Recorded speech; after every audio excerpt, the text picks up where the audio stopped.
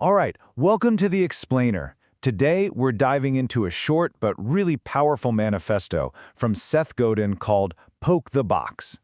You know, it's a call to action for anyone who feels stuck waiting for the perfect plan, or for the right moment, or for permission that's probably never going to come. I mean, that one sentence right there, it just pushes back against everything we've ever been taught.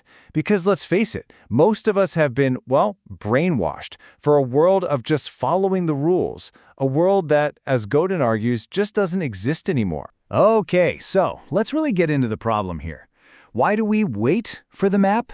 Well, it's because it's a habit that's been hammered into us since, like, day one of school, right? Follow the rules, wait for your teacher to tell you what to do, and whatever you do, do not color outside the lines. And this right here really shows that core conflict, that clash. On one side, you've got the factory mindset. It's all about compliance, fitting in. You know, it was designed for a world where jobs were interchangeable. But on the other side, you have the new economy, and it values the complete opposite. Taking initiative, making a little bit of a ruckus, and just embracing the fact that everything is always changing. The goal isn't to follow the map anymore. No way. It's to be the one who invents it. You know, this instinct to find a map, it's so deeply human. There was this study from the Max Planck Institute that literally proved it. Without any landmarks, people just walk in circles. And honestly, that's exactly what waiting for instructions feels like in the world we live in now, right? You're just circling and getting nowhere. So here's the big insight. While our brains are wired to crave a map, the real massive opportunity is in being brave enough to draw one yourself for other people to follow. So if all those old advantages, having the money, the right connections, all the power, if they don't guarantee success anymore, then what does?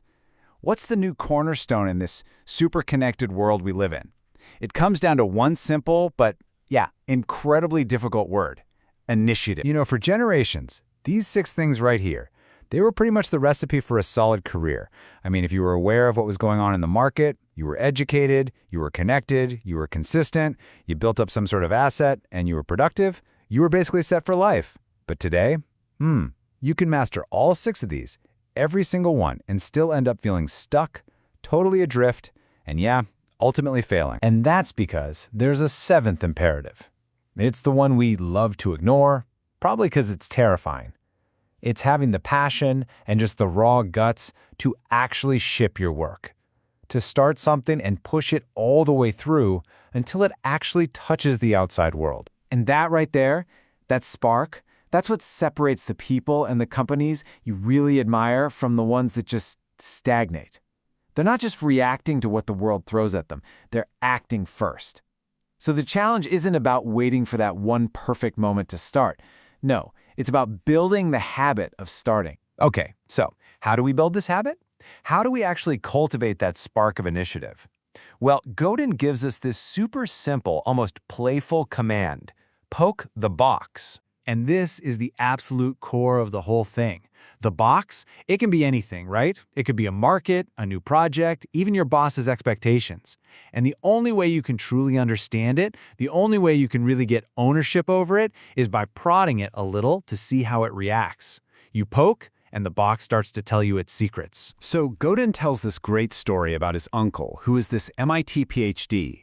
He built this buzzer box for his newborn cousin. It was just this heavy metal thing that he tossed right into the crib.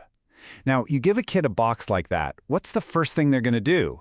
You got it. They're going to start poking it. It's just pure call and response. It's cause and effect. If I do this, then that happens. It's a little puzzle. And honestly, it's the most basic, fundamental way that we learn anything about the world around us. And that's the big metaphor here. Our work, our careers, our projects, they're all just bigger, way more complex buzzer boxes. And they're all just sitting there waiting for us to experiment. Poking isn't just something for kids to do, it's the engine that drives all progress. Okay, but of course, there's a really big reason we stop poking the box as we get older, right? There's this one giant obstacle that just paralyzes us: the fear of being wrong. This was the classic warning Godin's mom would say when she saw her kids about to try something risky. It's that little voice in our head, our prehistoric lizard brain. Author Stephen Pressfield has a great name for it. He calls it the resistance.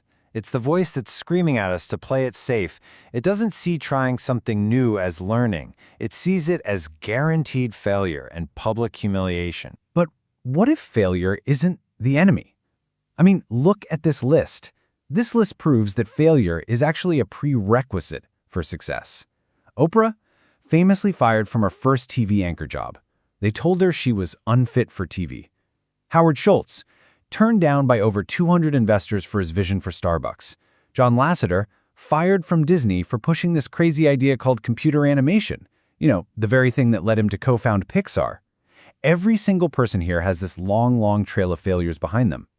They didn't succeed in spite of failing, no. They succeeded because they were willing to. A huge part of the problem is that we get flux and risk mixed up. Flux is just movement. It's the natural flow of the world. It's totally necessary. Risk, now that's what feels scary, because it brings up the possibility of losing.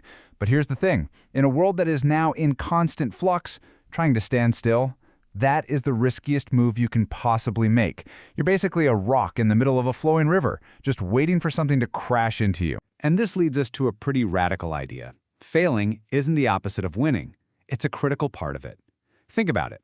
Every single failure is just a data point. It's like the tuition you have to pay for the privilege of getting to try again. Only this time, you're smarter. All right, so you get the problem. Waiting for a map is a trap. You get the solution. It's all about initiative, and you understand the real deal with failure. So, what's left? Well, now it's your turn to go. That's it. That's the first step.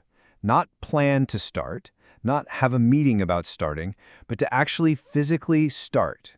You don't need to be Howard Schultz creating Starbucks from scratch or Dom DeMarco opening his legendary pizza shop in Brooklyn. You just have to take that first tiny step. But just starting is kind of meaningless if you don't actually finish. If your work never gets out there, if it never intersects with the market, if it's never seen or judged or used by anyone, then you haven't really started anything, have you? It's just a hobby. Shipping, that's what makes it real. And then, finally, you just have to repeat the whole thing. You have to turn this from a one-time, terrifying leap of faith into a regular practice. Make it a habit. Keep starting until you finish, and then start again. That's how you build momentum. That's how you turn initiative into an asset that no one can take away from you. And that really is the final message here. There has literally never been a better time in history to start something, with more open doors and more leverage available to pretty much everyone. The platform is there. The opportunity is there. So Godin's argument is that taking the initiative is no longer just a nice option to have, it's an obligation. So if the only thing you've been waiting for is for someone to give you permission, well, consider it granted.